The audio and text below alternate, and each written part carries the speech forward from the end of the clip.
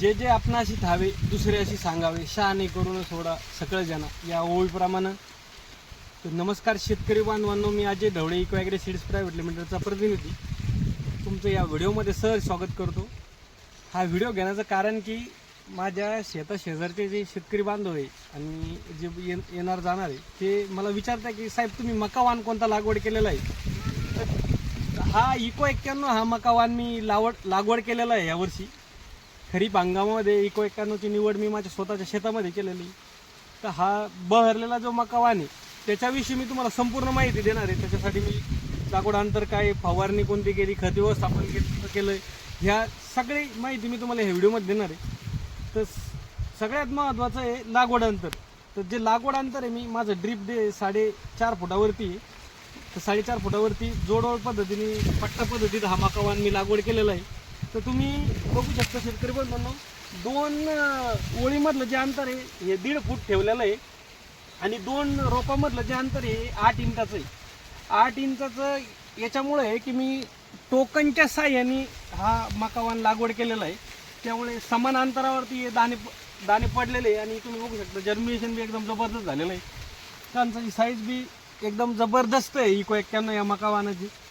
तर याच्यासाठी जे खत व्यवस्थापन आहे तर मी 3 खत मात्रा केलेले आहे.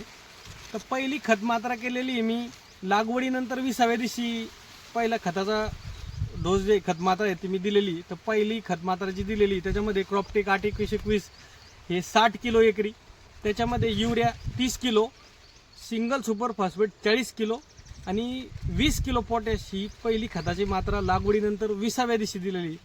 त्याच्यानंतर 60व्या दिवशी जी खत मात्रा मी ह्या मकावानासाठी दिलेली तर ती दिलेली आहे. त्याच्यामध्ये 20-013 एकरी 80 किलो, त्याच्यामध्ये सिंगल सुपर फॉस्फेट 40 किलो आणि 20 किलो पोटॅश युरिया या खताच्या दुसऱ्या खताच्या मात्रामध्ये दिलेलं नाही.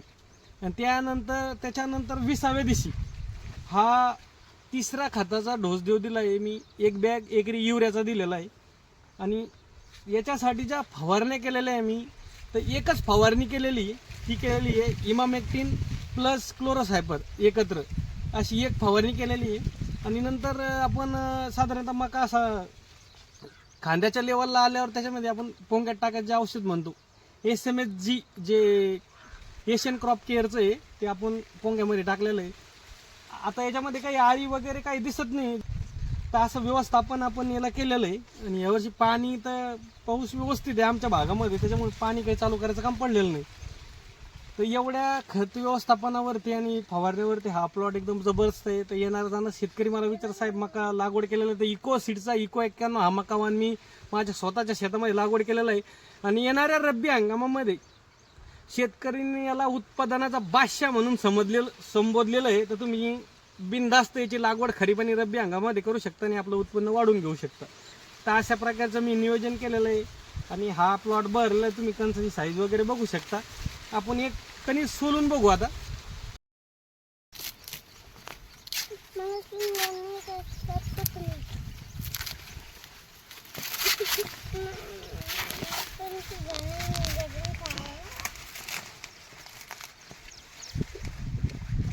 ओळी मोजून घेऊ आपण.